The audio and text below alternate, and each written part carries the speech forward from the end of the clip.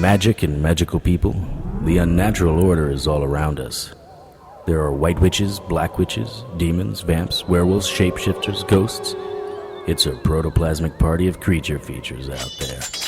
But unless you know where to look, you won't find them. I know where to look. My name is Harry Strange.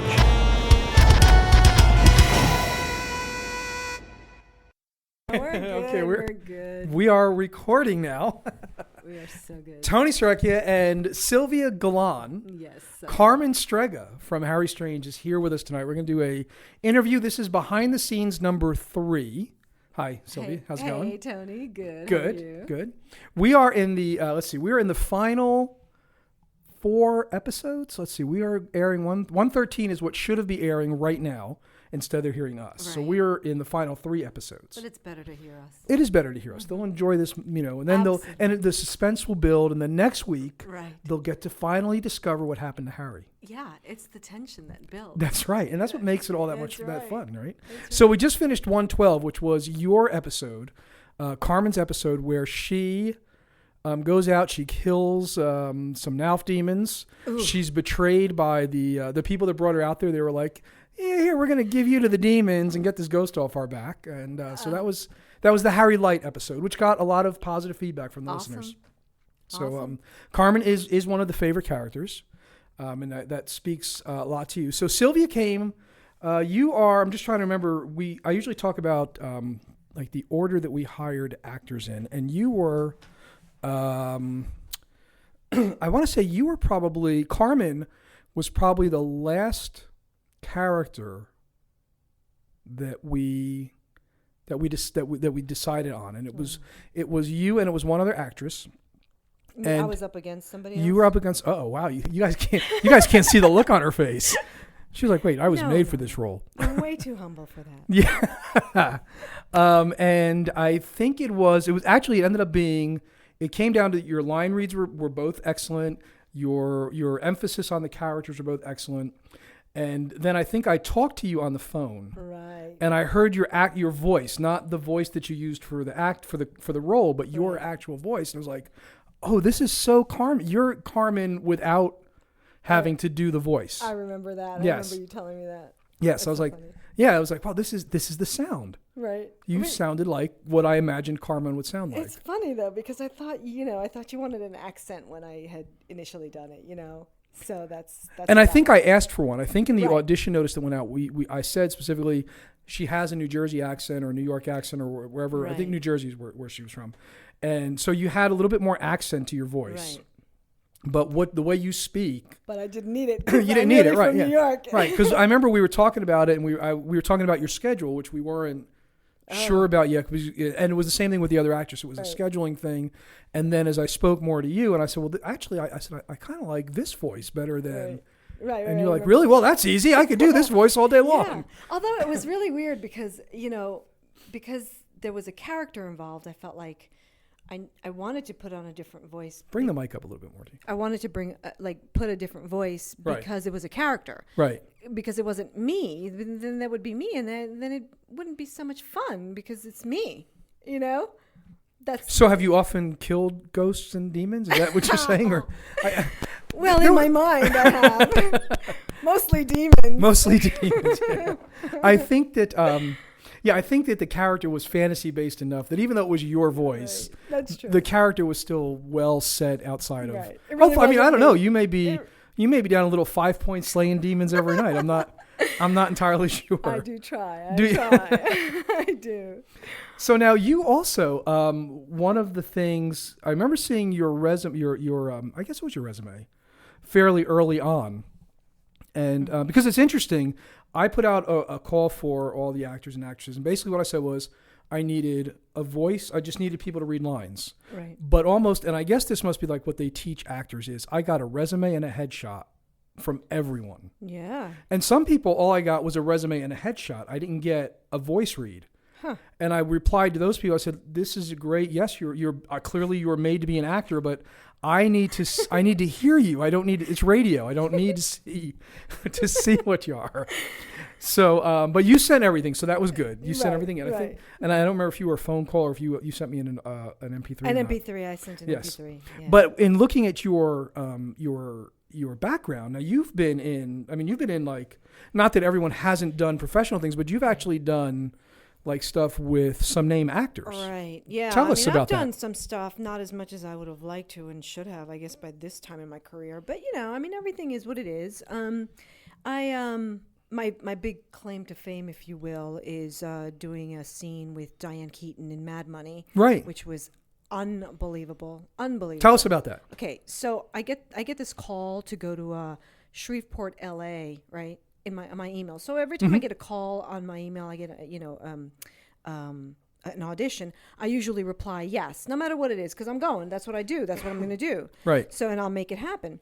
So I replied yes, no problem. And then I look to see where it is, what time, and all the specs on it, and I see Shreveport, LA, and I'm like, where in the world is LA? LA can't be LA, California, because it'd be LA, California, Right, not 'cause like it would be- right, Shreveport, yes, LA. right. And as I'm voicing it out to my partner at the time, I was like, hey, do you know where LA is? And I'm looking, and I'm like, oh my God, this is Shreveport, Louisiana. This is Louisiana, This is 9 hours away. I can't do this. It was like, I there was no way I was driving 9 hours for an audition that 9 out of 10 times you don't get. Right, So right. I was just like, okay, I can't do this. But I've already said I could. Oh my God, how do I, because you don't want your agent to be upset with you if they've already, responded, yes, she's going. They know you're, So it was a whole big to do with, not being able to go. And I've got twins, and it fell on the week where they needed to be registered for a pre-K program that only has 20 slots out of 100 kids that Wow. Yeah. And there was no way I was missing that, because there was no way I was staying home one more year with these children. There was They were going to school. They were going. At least I was going to try, So anyway, but luckily God opened the doors for me, and this actress who was up against me for the same part, she talked me into going. She was like, no, that part of your career, part of this is going to an audition, whatever. So I was like, okay, fine, I'll go. Really, that's odd, because again, from the outside, that not weird? being an actor myself, Yeah. I've always heard like especially Right, actresses cutthroat. were cutthroat Yeah, and I hear that. pushing like, down the stairs. Yeah, from people from California. Like people, like they'll tell me, you go into an audition and the girls will be like, "Oh, is that a speck on you?" "Oh, no, you're all right." And they try to demoralize you. It's like, "Oh, is that something in your teeth?" "Oh no, you don't have Yeah, it." you look fine. Yeah, and then you're all thrown and stuff, and so But no, she was so awesome. I mean, she talked me into going, and we carpool. We Oh, you drove together? We drove together. We stayed at a hotel because there was no way I was looking like hell for this audition. If I was going to go, I was going Right, to, yeah. at least look rested. So I went and, did my audition, and, I didn't hear from them for about a week and a half. And I thought by then, they didn't want me, because it was supposedly the second go around. They'd already gone around once and didn't find anybody. Right. And so, they were in a rush. I was like, what kind of rush is this? It's like a week and nothing. Yeah. I was thinking, 3 days tops, Right. So, but then my agency was like, oh, they want to see you, honey. And, you have to come in, and they want to see you again. You have a call back. I was like, a call back to Shreveport? I was like, no. So she's like, no, just come to the office. And anyway, so. Yeah. So that was here in Atlanta. And that was here in Atlanta. Right. So I was at the time I was with People's Store. So I went to their agency. They put me on film, and a couple of days later they gave me the role, and it was fabulous. Nice. I mean, it's funny. Like I could totally see from being really, like, I was a principal player, but really non-existent. I mean, I'm nobody really, right? Compared to the names that were in this film. Oh, right. So Yeah. Queen Latifah. And Yeah, sure. And Diane Keaton, Katie Holmes. Sylvia Galan. And Sylvia Galan. It's Yeah, right there. I am, I hear it all the Yeah, time. it sounds good, too. You hear Katie Holmes, you automatically think Sylvia Galan. But check it out. I drive up to the location, and it was drizzling, and this Now, girl, was this in LA? Was this in this was California? Shreveport. Oh, they filmed Louisiana. in Shreveport. Okay. They filmed in Shreveport. So I drive up. I don't know. I remember if I had a rental or whatever, and I get out of the car, and I've got my script and whatever else I had with me, but it was raining. So this PA comes over, rushes over to me, and and puts the umbrella over your head? Puts the umbrella towards me, and I was going to go take it. And she was like, no. And she like gets it over my head, and I'm like, oh, okay. So we start walking, and I'm walking with her, and she was like, oh, well, what do you want for breakfast? And I was like, oh, well, I don't know, because I figured there was a craft table. You were thinking, I don't know, crackers, eggs, donuts, whatever's whatever you got. there. Yeah. I'm not picky. Right. Don't mind me. I'm just here for the film. Right. And she's like, no, well, what do you want? And I was like, well, whatever. She was like, yeah, but what? And I was like, well, I don't know, whatever's there. She was like, well, but you can have anything you want. And I was like, oh, you mean like tell you what I want? I was like, oh, I'll just have some, eggs over easy and some toast. That's it, Right, because in the local theater, you're usually the one going out. I'll go get donuts for everybody. Exactly. I'm like, anybody want anything? Yeah. And so I was like, and so of course I go in there, when she brings me my breakfast, everybody else has got like, vegetable omelets with like all this stuff. And I was like, I only had like egg whites and toast. I was like, come on. But it was that kind of attention. Right. It was so incredible. So nice. It was, So you got the. Oh goodness, sorry, my mic's popping. So you got the. I got the royal treatment. The royal treatment, the star treatment. I had a stand-in. You had a stand-in? I had a stand-in. Okay, I'll be honest. I haven't actually seen Mad Money. So, was there a lot of explosions and things? No, of course not. That's why I didn't see it. But. No, yeah, exactly. No, it was a total chick flick, right. Whatever. But I had to stand in. I'm sitting there. I'm sitting, in a chair with the camera in front of me, like one of the TV camera, watching the set. Right. And my hair person was sitting next to me because, of course, I needed a hair person. Like, really. Wow. So I'm like, wait a minute. So you're like, I could get into this. I could be a star. For a moment, Tony. I almost couldn't handle it. I had to I left and I found a secluded place and I sat in the corner. I was like, oh my God, this is really, really wild. This is awesome. But I needed to be a little bit more, I just needed to be a little more centered. Sure. And a PA was like, oh, no. She waved somebody over. She's like, get a chair. Waving a chair over to me. I was like, no, I really don't want a chair. I just really want to be left alone for a moment, just for a moment. But it was that kind of a thing. A PA walked me over to the craft table. And next thing you know, they're saying she's a diva. We can't seem to please her. Exactly. And she's holding my script. And I was like, are you going to hold that the whole time? She was like, yeah. And they were so odd. Like the guy who brought me my script to my hotel room because some lines had changed, and he knocked on the door and he was like, oh, he just looked at me all googie-eyed, and I was like, hey, whatever. And he was like, oh, but you've got a scene with Diane Keaton. You're going to be touching Diane Keaton. And it was just this thing. And I was like, it's all good. I mean, I'm like a nobody. And he was like, oh no, but you have a scene. You're actually in this film. Right. And he was like, can I touch you? I was like, oh my God, this is great. I love it. But it was so short-lived. It was so short. Well, you get that kind of response when you say Harry Strange now, right? Yeah, I do, actually. Yeah. I do. They're like, what? Get in line. Yeah. Nice. Yeah.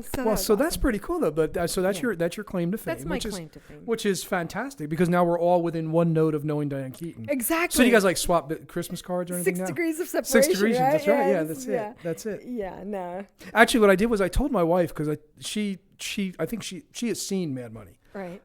So I figured she would have a better shot of knowing I knew who Diane Keaton was. And I knew Queen Latifah, sure. But beyond that, I wasn't really sure of the movie.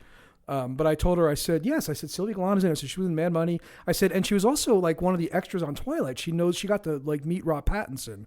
And my wife's head almost exploded because Rob Pattinson is her boy. I mean, that's, Right, and then I said, I'm just kidding. She doesn't know. She You're goes, so bad. oh, I was. Yeah, that was so wrong. All right. So you wish. Are you a Twilight? Are you a Twilight card? Oh, okay.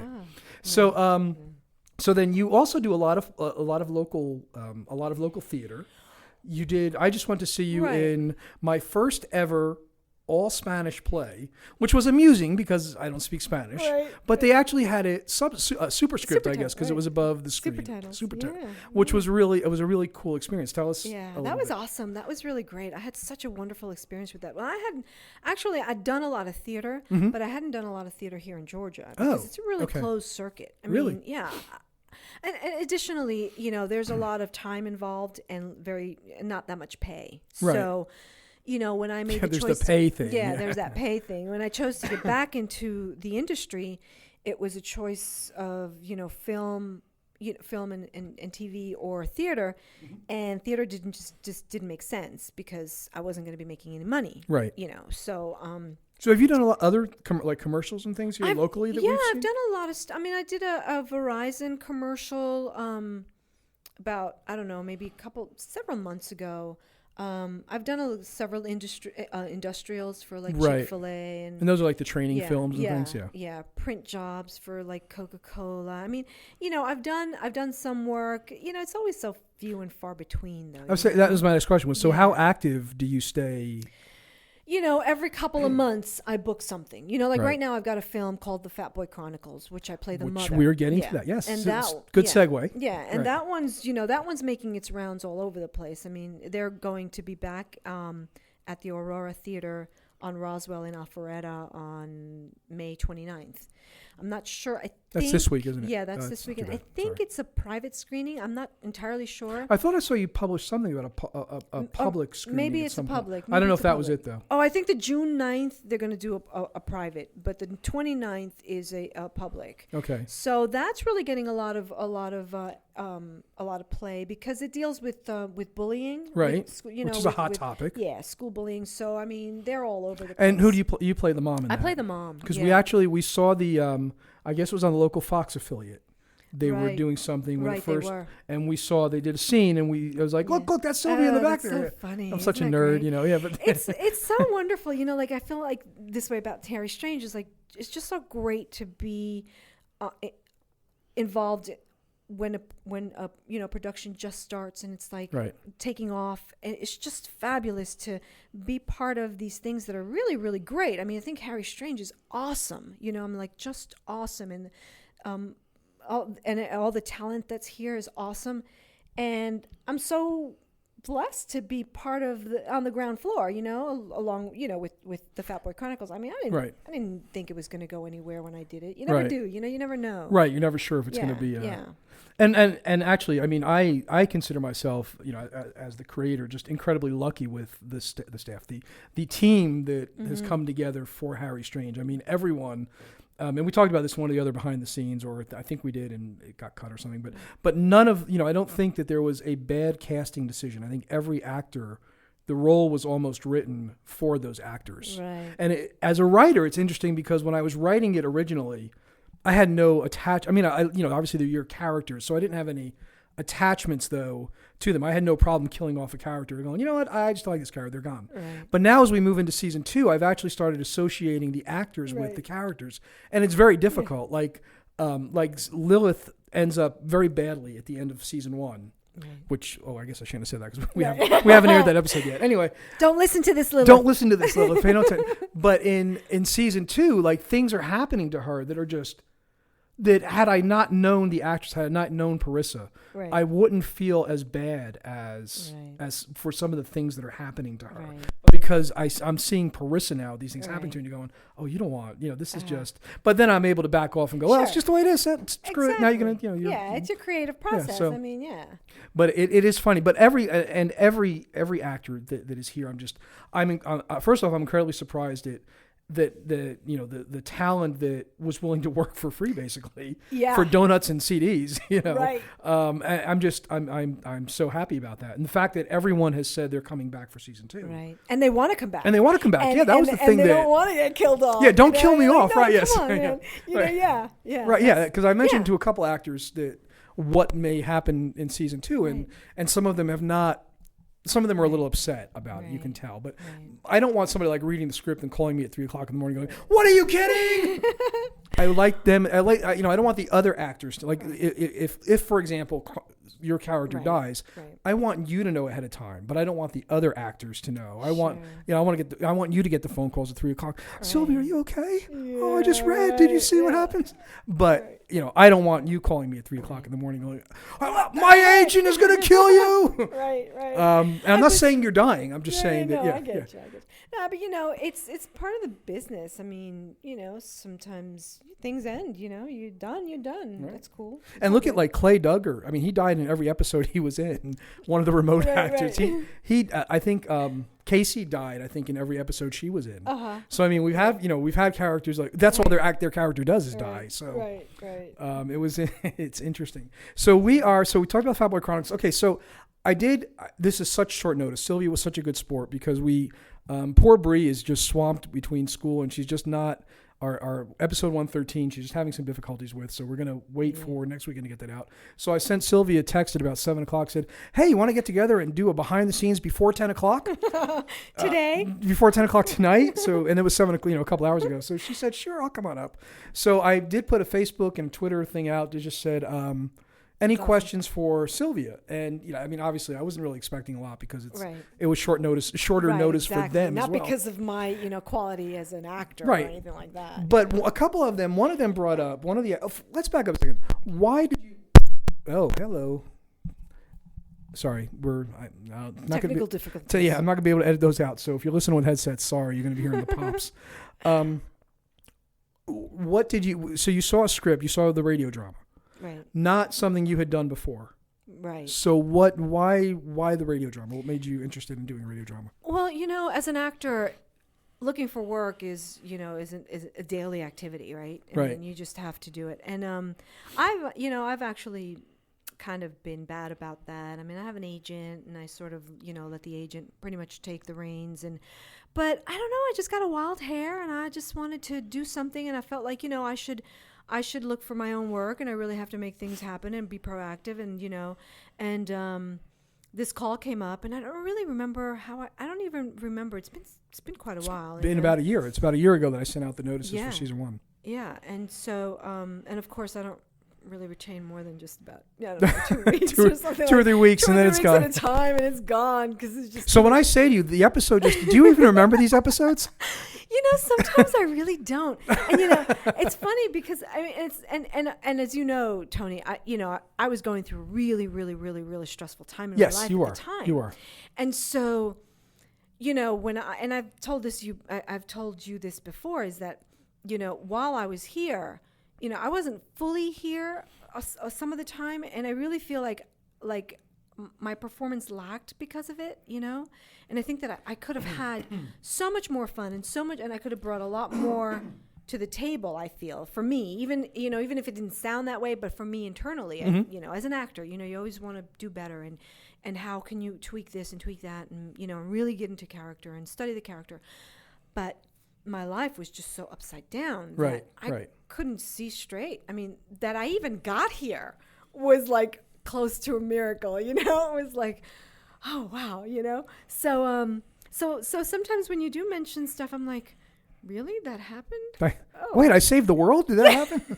How many people did I kill? Yeah. Oh wow. Oh, is that my character? Yeah. Wow, that's cool. Wait, yeah. I'm good. I'm a badass. Good. Damn. I could use that in my real life. Yeah. Totally. Well, Carmen is kind of a badass. I mean, now part of it is thrust upon her with some of the things that have happened to her. Right. But I think just in general, I mean, if you go back all the way to the first, I guess the second episode that she was in, I mean, she stood up to a demon. She told the demon, "I will cut you, bitch," basically. Right. And so Carmen is I know, you're almost like cast a type right there, aren't you? Exactly. Typecasting. That's it. From New York with a knife. That's right. You're going down. So one of the questions that one of the actors asked is, how is this kind of different from stage acting or acting where there's other things going on? Like it's just you, a microphone, and another actor. So there's no props. You're not dressed as Dr. Carmen Strega. You're dressed in, whatever. So how is that different from acting with Diane Keaton or in a stage play? Well, it's there's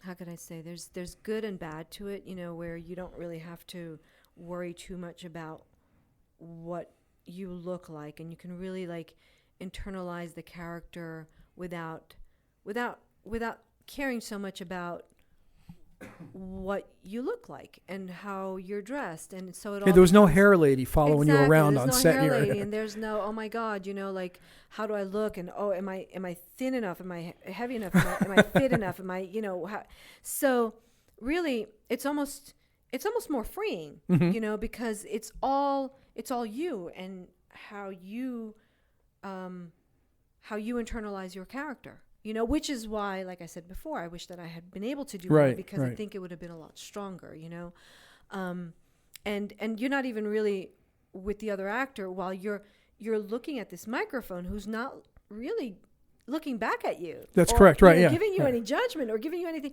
Which in some respects, I mean, there is a lot to be said about the actor giving you something back in order for you both to Right. play, and there is a lot of give. Well, I think there was. I mean, I think between you and Harry, between you and Kellen, there was Right. quite, because I mean, listeners have commented about the tension and the Right. way you guys play off of each other. And I'll tell you, there are clearly some that are on Team Carmen. Huh. And there's quite a few on Team Lilith Right. also. So there seems to be, you each have your own little followings. And I always find it interesting when people say, oh, well, I'm on Team Lilith. It's like, she's a demon, right? She's bad. But that's people like bad. People like bad. They do. They do. Bad is so much more exciting than good. But I think, and I think Carmen kind of has a dark side to her. But now I don't know. Yeah. Did you bring, because one thing I didn't do was like write a Bible or a big backstory on any of the characters. And it was basically, you guys are the actors, you give me your interpretation. And if I don't like it, I'll let you know. Right. So how did you interpret Carmen? Well, I mean, I think she's, like you said, when we spoke and that you had the sense, that hearing me, I sounded like what Carmen would sound like. And so, I think there's a toughness about her. There's like that, I'm going to, a very stubborn, tough, I'm going to get what I want and I don't care how I get it. And, You just summarized episode 201, by the way. Yeah. And, which makes a strong woman. It's, right, that's soft on the outside, real tough on the inside. And, and you're going to roll with the punches and you're just going to get what you want when you want it and how you want it. And it's just how to work it. So, I mean, I think that having Callan as, my co-actor, if you will, is great because I believe he's your boss, actually. Well, he's Carmen's. He's a partner. He's a partner. He's my partner. Wow, His partner. that is so. You remember that part of the script pretty good, yes, don't you? I do. And and he gives a lot, and so I don't know. I mean, it was really easy to sort of fall into that kind of role, and the script, like I was saying, where you were commenting before on how you got a lot of good talent. And working for free, essentially, right? Right. But when or donuts. But when you've got such a good script, when the talent is really interested in good work, it almost doesn't matter. I mean, yeah, you want to get paid. You always want to get paid. But when you've got the opportunity to work with a well-written script and a lot of talented actors, it makes up for it. Well, thanks. Thank you. Yeah. Doesn't pay the bills. Doesn't pay the bills, but hey, it's... But it makes you happy. It's right. inside. It's inside. It's about, your craft. It's that interest. Your art. Intrinsic. Yes. I can't think of the word I want, but yes. Yeah. It makes it just makes it that much better, right. So, so that's... Cool. Yeah. Excellent. So what would you like to see for Carmen going forward? I think she should take over the business. She should take over the business. It should be Carmen Strange. Strega and Strange. Is that exactly? SS Strega and Strange. I see. Very nice. Okay, cool. Well, we are going to wrap it up. We are at 28 minutes. Awesome. And we're actually, and this is going on the air in about 37 minutes. I hope you don't have to cut anything out. So, you know what? I'm not cutting anything out. So, what I am going to do, though, is I'm going to switch over because there is a little script thing that I have to read here. But I do want to thank you for coming out. I appreciate the coming out on such short notice. No problem. As always, this is Tony Sarrecchia and Sylvia Galan. And this is from Harry Strange Radio Drama. It's written and directed by Tony Sarrecchia, produced by Brianna Aaron. All material is copyrighted by Tony Sarrecchia and used with his permission. See, I don't usually do this part. Joe usually does this, so I have to read the script and go through here. So Harry's opening theme music was written and performed by Lance Hogan and is copyrighted by Lance Hogan and used with his permission. Contact Lance at his email, hoganl@yahoo.com. Incidental music was written and performed by Kevin MacLeod. Actually, in this case, the ending music is written and produced by Kevin MacLeod. Copyright by Kevin MacLeod and used with his permission. Visit incompetech.com for more of Kevin's music. Go join our Facebook page, facebook.com/ or / whichever friggin' slash it is. Harry Strange Radio. That is the Facebook page. It, baby. That's right. Go in there and like it. We have pictures of Sylvia for you on that very page. And they have clothes on though. We have clothes. Yeah, it's fully clothed. Send your questions or comments to producer at harrystrange.com. Next week, episode 113 airs. 3 episodes left. Don't go anywhere. Thank you very much. As always, it's all for the listeners. You guys have a good night. Good night.